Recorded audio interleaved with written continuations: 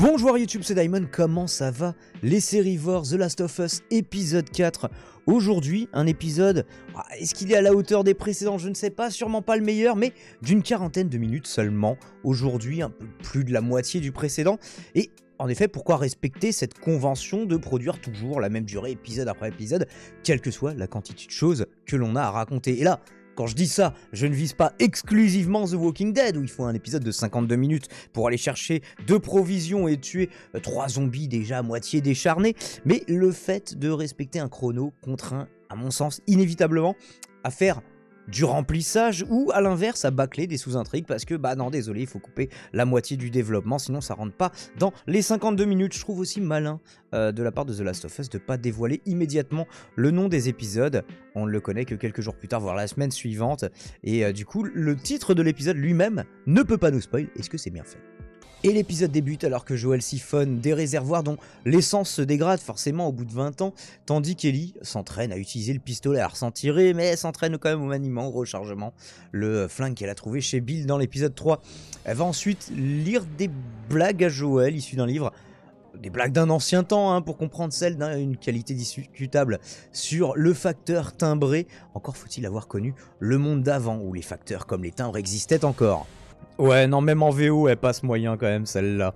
Alors, j'ai envie de mettre en parallèle 2 images. La première, ce sont ces rails-ci, et évidemment la seconde, les rails de ce qui n'était pas une attraction, mais une authentique voie ferrée effondrée, une voie ferrée suspendue, où on voit notamment que ça s'est effondré sous le poids du train. Mais alors, quelle était la probabilité pour que ça se soit produit au moment de l'effondrement du monde, plus vraisemblablement après, donc on aurait fait circuler des trains après l'épidémie, mais après la pandémie, mais étant donné que les infrastructures n'ont pas été entretenues, peut-être que ça se sera effondré sous le poids. Enfin, ça me semble probable que ce soit un train qui est tenté de circuler, peut-être du ravitaillement, peut-être une évacuation de survivants. Écoutez, là-dessus, ça n'est pas précisé, mais en tout cas, j'aime beaucoup le plan avec le découpage du dernier tiers légèrement en biais, avec cette voie ferrée qui est du plus bel effet, je trouve. Après un bivouac somme toute assez tranquille, Ellie découvre l'odeur du café qui la répugne au plus haut point. Alors entre son jeune âge, c'est vrai qu'on donne rarement du café à des enfants, le fait qu'elle y ait peut-être jamais été du coup directement confrontée, même si dans le camp de la Fedra où elle a été élevée, il y avait probablement du café.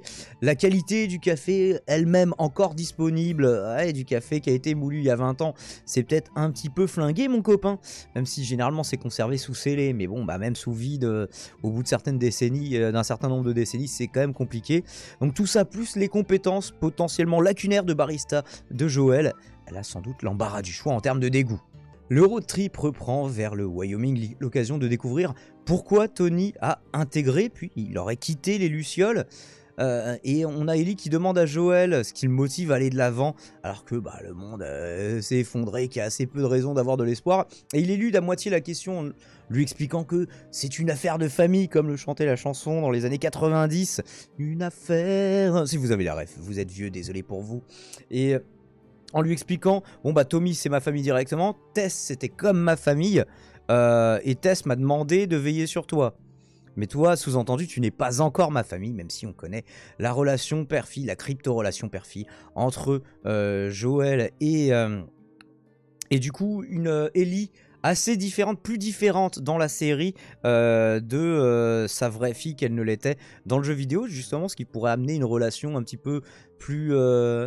intéressante, un petit peu plus complexe, un petit peu plus nuancée, avec une Ellie qui est tentée de suivre l'exemple entre différentes nuances de gris, dirons-nous, de Joel.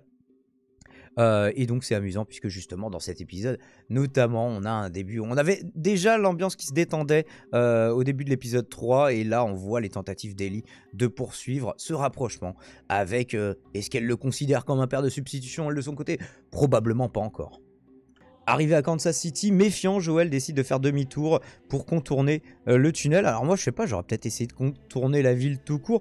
Alors, il a pas l'air d'avoir un gros 4x4, mais est-ce que ce serait pas justement plutôt malin de prendre un grand 4x4 pour éviter les villes que tu as envie de contourner et pourquoi est-ce qu'il se méfiait autant de ce tunnel précisément? C'est vrai que la circulation avait l'air d'y être compliquée. On verra que ça s'arrange pas tellement par la suite.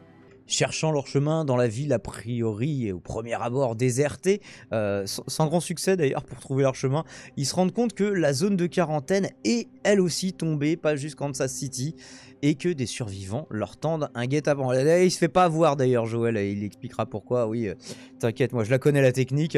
Alors, je tenais à dire, je trouve ça horriblement woke parce que les agresseurs sont des hommes blancs probablement pas homosexuels.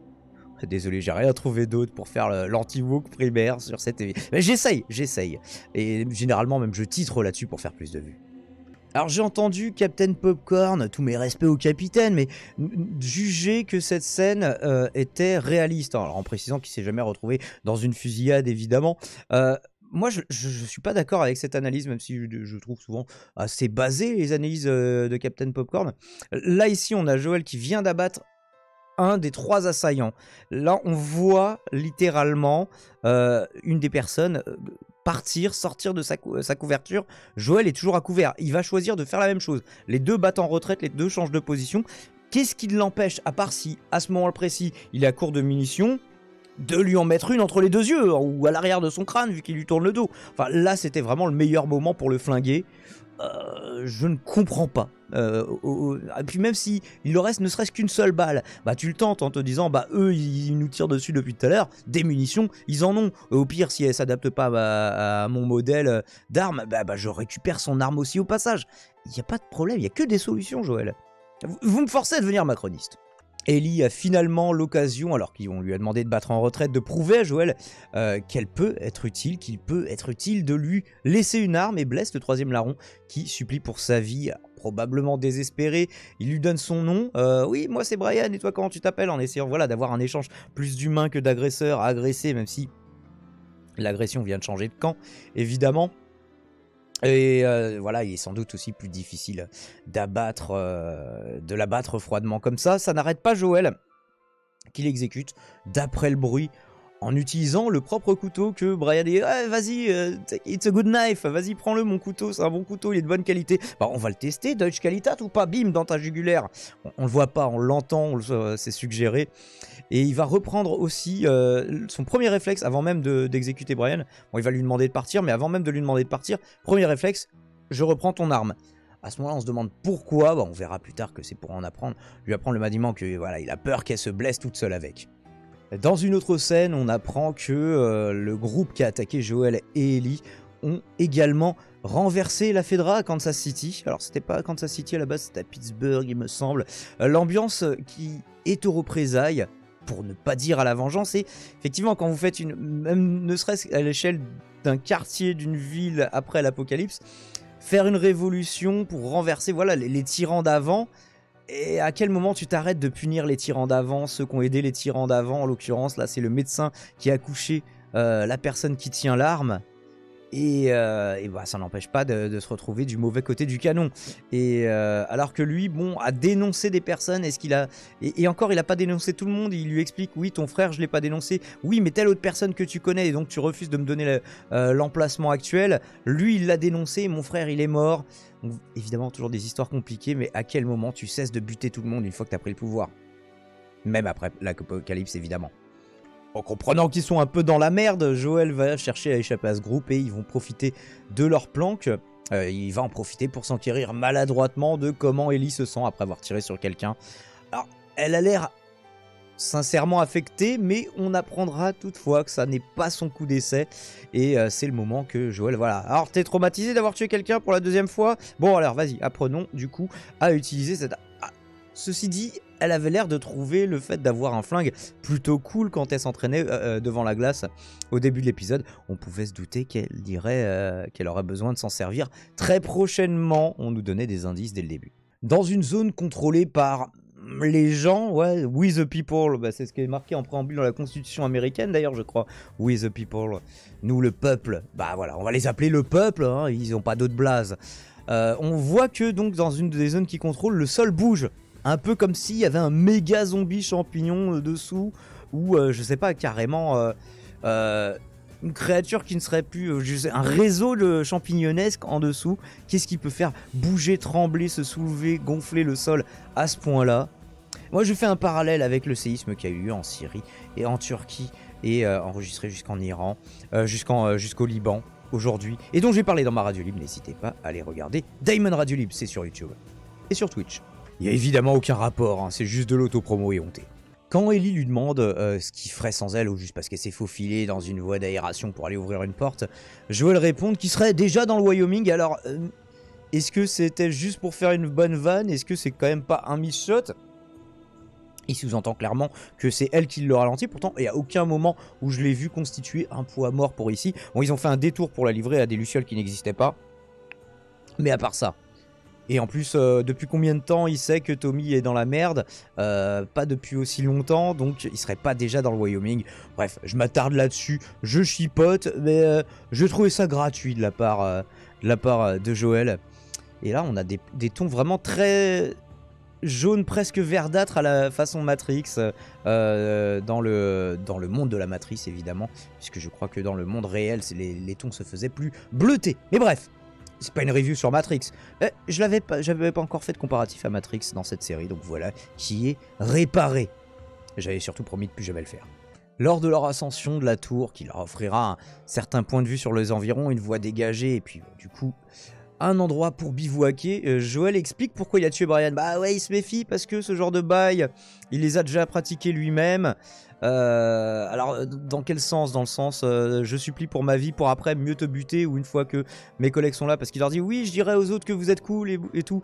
Est-ce que en l'épargnant il se serait plus ou moins foutu dans la merde? C'est la question que j'ai envie de poser. En tout cas on a la confirmation que le mec s'appelait vraiment Brian. Il a pas menti sur son... Quel intérêt il aurait eu de mentir sur son nom alors qu'il était à 2 doigts de mourir? Je ne sais pas. Et donc Ellie va lui demander s'il a déjà tué des innocents, Joel, pour survivre. Et le silence qui suit et son regard un petit peu dans le vague est éloquent. On a notre confirmation, on l'aura un peu plus clairement plus tard. Alors l'épisode pourrait s'arrêter là, hein, alors qu'il tente de bivouaquer dans l'un des étages au 30 et quelques... je sais plus, 30e et quelques étages, uniquement protégé par des bris de verre. Hey, qu'est-ce que tu fous? Bah c'est mon système d'alarme en mode MacGyver, comme ça j'entends les gens marcher sur le verre. Et avec une blague de bonne nuit, Kelly semble vouloir ritualiser. Celle-là est un peu mieux, oui, est-ce que tu savais que la diarrhée... ouais, je sais plus, la chute c'était It runs in your genes. Ouais, la diarrhée c'était héréditaire. Hein, qu'est-ce que c'est que cette connerie? It runs in your genes. Donc un jeu de mots entre les genes, les gènes, la génétique, et les genes qu'on porte, évidemment. Ça fonctionne ici quand même beaucoup mieux en anglais qu'en VF. Mais ça ne s'arrête pas là, puisque ultime rebondissement. Bon bah Joel il a pas dormi sur la bonne oreille, et puisqu'elle lui disait ouais t'es sourd comme un pot d'un côté, ah, ça va probablement à cause des flingues, et en tout cas elle a le sommeil lourd, puisque on voit que ici Ellie s'est fait surprendre, voilà je le cachais avec ma cam, par 2 assaillants, je sais pas, un grand frère et un plus petit frère, ils se ressemblent un peu, l'autre il a une sorte de peinture de guerre, c'est étonnant, ou une sorte de maquillage autour des yeux, on ne sait pas ce qui va se passer, mais ils sont en mauvaise posture. Est-ce qu'ils sont avec le groupe qui est en charge de la ville ou pas? Bien écoutez, ce sera l'occasion de voir ça dans le prochain épisode. Et ben en conclusion, c'est probablement pas l'épisode le plus notable jusqu'ici, probablement le moindre, mais les producteurs semblent en avoir conscience en n'étirant pas inconsidérément le propos sur le bon nombre de minutes. Ce temps faible, pas ce qu'il en faut aussi dans un récit des temps faibles, et cependant l'occasion de développer la relation entre Ellie et Joel, qui est quand même assez centrale dans The Last of Us, ainsi que de lancer une nouvelle quête secondaire, survivre au groupe de Kansas City et surtout au danger qui semble rôder en dessous. Est-ce qu'ils vont s'allier un moment, genre le danger va survenir et là du coup bah tous les humains vont s'unir, bon bah viens on oublie pendant 5 minutes que t'as buté mes potes et que mes potes ont essayé de t'attaquer et viens on essaie de survivre ensemble? Je ne sais pas, et je ne me suis pas spoil avec les cinématiques du jeu sur le coup. J'espère que cette review, qui en est à sa 14e minute, vous a plu. On la poursuit pas davantage, n'oubliez pas de consulter la playlist qui s'affiche probablement avec mes meilleures vidéos, et non pas des reviews que je fais voilà sans montage, un petit peu au débeauté, mais que j'essaye quand même de vous relever les détails qui m'ont marqué, en espérant que ça vous plaise. Merci d'avoir suivi ce Serivor, et à très vite. C'était Daimon.